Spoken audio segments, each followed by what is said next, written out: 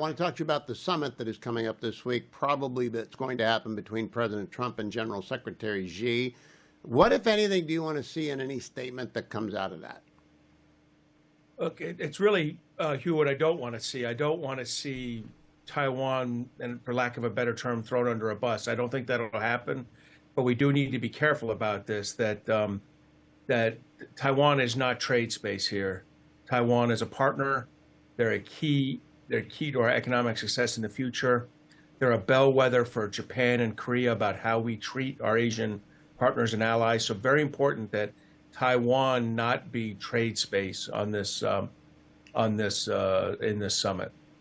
Can you expand on what you mean by trade space? Is it something that we trade away? Is that what you're talking about in exchange for, say, the? Yeah, exactly. You got it. The idea that somehow it's that the president would come out of it saying that I proactively he removes some strategic ambiguity that says that we don't support Taiwan independence or something, or that he says or somehow that he agrees to limit the amount of U.S. arms sales. I don't think that's where this president is. That doesn't mean all his staffers aren't that way. So I want to make sure that that Taiwan is treated as an important critical ally of ours going forward. Now, that, if it were to become a centerpiece of this meeting, would almost certainly wreck trade negotiations, wouldn't it? If Donald Trump stood strong for Taiwan, wouldn't that almost certainly derail trade easing? So yes, exactly. So it's key. You need to just keep it off the docket.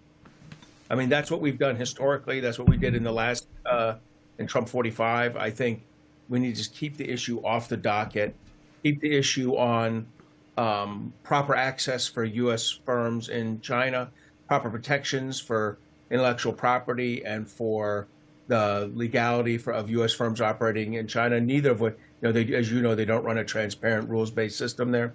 And then he can talk about the tariffs, what tariffs he's willing to apply and not apply.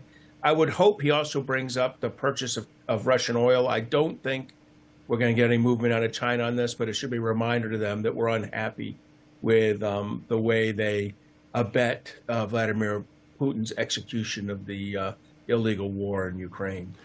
So, Admiral, when General Secretary Xi says to President Trump, you're blowing up boats in the Caribbean and the Pacific, and that's fine. That's your near waters. Why are you trying to tell us not to take over the Taiwan Strait? What's the answer there? Yeah, well, that's why you're a lawyer. Those are good questions. I will tell you, I'm concerned about that because we historically have been taken a fairly restrained approach to the use of power in international waters like this, and we're not right now. Look, I'm sure the president can justify what he's doing. I think what the president might say is he might turn and say, this cocaine from Colombia and Venezuela bothers me a little. The fentanyl from Mexico and China bothers me a lot. I would just turn around and say, what are you doing to turn off fentanyl coming to my country?